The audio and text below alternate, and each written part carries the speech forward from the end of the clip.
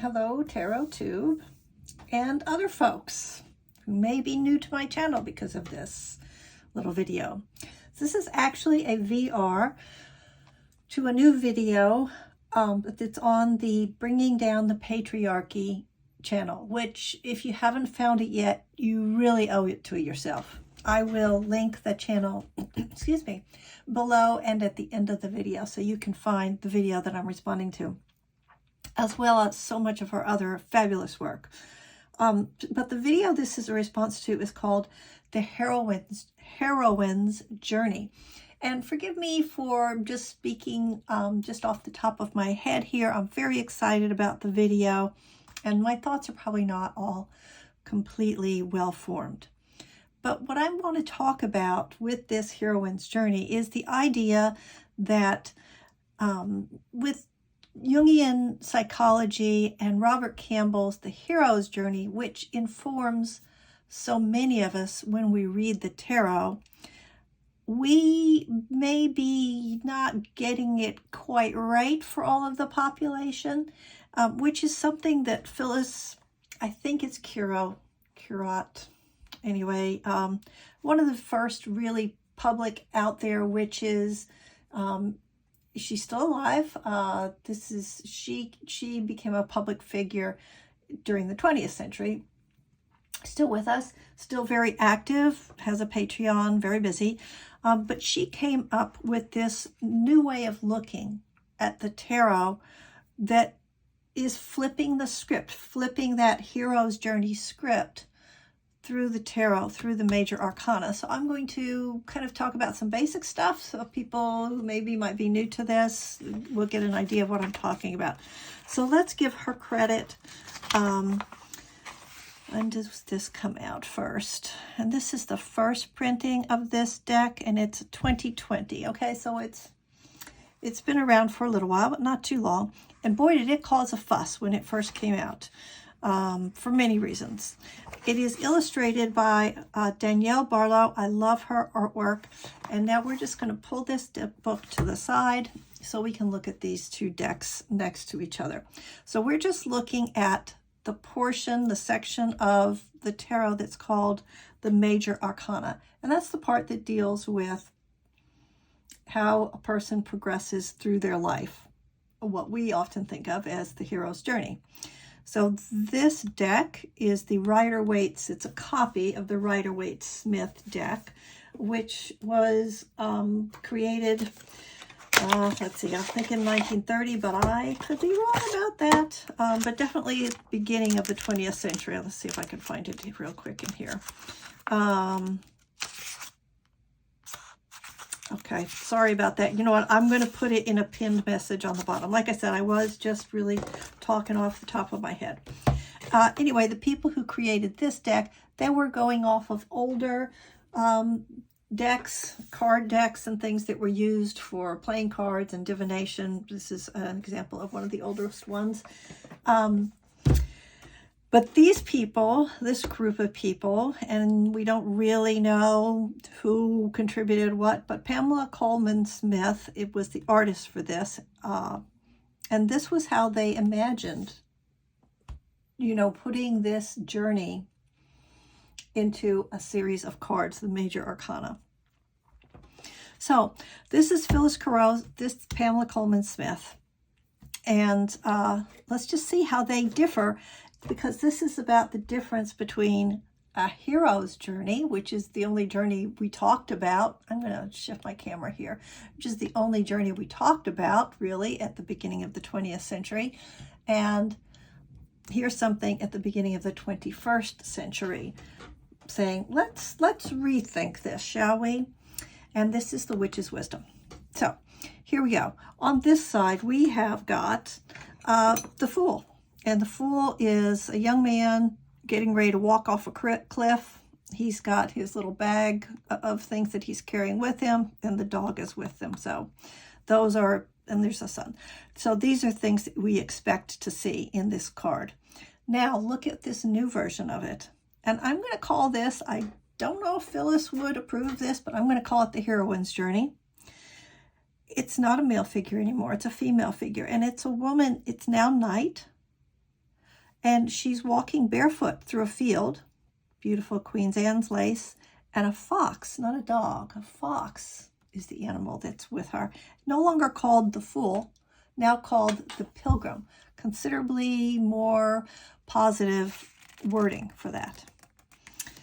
Now, this is where it changes, and this is where people really lost it when this first came out, because here, the first thing that the Fool would encounter would be the magician, a man, and these are all the typical symbols that are put with that. And now, in this version, our pilgrim, we know it's her, got the hat. The world's on fire. It is just the world's on fire, and she's walking away from it. This is her journey, walking away from the destruction of what we have created in our world. Now, the next step for the traditional tarot is visiting with the high priestess. So at least we have a man and a woman represented here, but yeah, very institutionalized. Our pilgrim, however, is now out in the woods. Look how this little critter is taking, what is that? That's her hat. I forget what, that's her boot, taking some of her stuff away. Foxes are at her pack. Here's the hat. The raven is taking her hat. And her step now is initiation. It's not consulting with somebody else. It's looking, she sees her reflection in the water. This is my reading of these cards. There's a fabulous write-up in the book, in the guidebook. They really explain how they created these cards. They went on their own journey to create these cards. Okay, then we have the Empress. See, this is really going out of order, but still we're sticking with the royalty here, right? And in this, we're not going to see any royalty. Instead, we've got the sun. We're going to see the sun later. This is totally out of order. Well, out of order. They flipped the order. Then we have the emperor, another ruler. But here we have the moon. Again, it's, this is about nature. This is with going within. The order of this is going without, looking at these people who are somehow better than you, more influential. They just got more than you do somehow. But in this deck, there's more internal reflection first. Then she goes with the star. Over here, we're going to the Hierophant. Typically, it looks like a pope on a traditional deck. Then this one goes to the ancestor. And I love the fact that the ancestor, although the ancestor could have been male or female, it is a female figure here. And in this deck, the next thing was the Lovers, which could be interpreted as actual, like lovers, or could be just making a big decision. Then we go to healing over here. But here, we're in the Chariot, which implies movement, but as you might notice, it's not actually moving. I always found that to be, that's an interesting way of looking at it, but the Chariot. Then we have rebirth. You see how this story is really traveling in a very different order. And here we have strength. Then we have an offering. That's this respect for the earth. So here, there's so much has happened where somebody has looked within and without and been in touch with nature. And now they're expressing some gratitude. And here is Hermit. Now, in the traditional thing, after doing all this stuff out in the world, now we're going to be hermits and think about things. Here we have balance. And here we have the Wheel of Fortune, which, as the wheel turns, things go forward. Now we have the Wheel of Life. So here's the difference. So now you can see how we're kind of meeting here. So here's the Wheel of Life and here's the Wheel of Fortune. They really look different, right? With here we've got a lot of references to Kabbalah and Hebrew and astrology and stuff, and here it's just about the earth and the animals and what we physically experience. Then we go to justice in the traditional, but here we're going to the shaman. So before, over here, right, they had this one, you encountered the magician and the high priestess very early. But now this person has already lived a lot of life. Now they're getting to the shaman. And then we have strength. In this one, we'd already gotten to strength. We saw strength and we've moved along. And now we're getting to the hangman. Here we have the journey. And here we have death.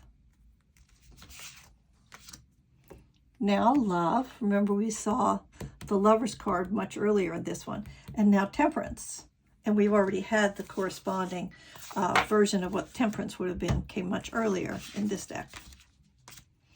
Now we see the wisdom keeper, which could have been one of these figures out here, the Hierophant or something. And now here we've got the devil, this temptation card.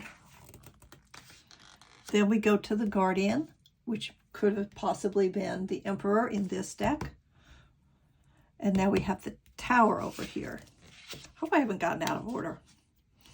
Then we have the Great Mother. I'm going to get this off quickly so people who don't like nudity don't have to get worked up about that. And the star. Now here we have the moon. We saw the moon much earlier in this journey, right? And now we have the priestess, right? So we saw the priestess very, very early in this one, but only now are we getting to the priestess. The moon and the sun, we saw that much earlier over here. Now we've got the council of all beings, right? So instead of like a judge or justice, we've got a council of all beings. Oh, this is another story. I'm going to get to that. And then we have the sun. And then we have judgment. So that would be, you know, the difference between judgment.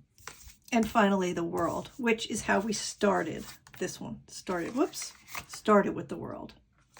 So see how that really, the order changed very, very much. It was really, really different. So that is kind of an interesting way of looking at the heroine's journey through the major arcana of the tarot, and this really groundbreaking work that was done by Phyllis, Curott, and Danielle Barlow. And I had thought about reading something to you from the guidebook, but I think it might be better. Let me just give you the whole thing. Let's go up. There we go. Maybe it would be better to just leave this here so that you could freeze the screen and read it for yourself if you like. Here's the rest of it.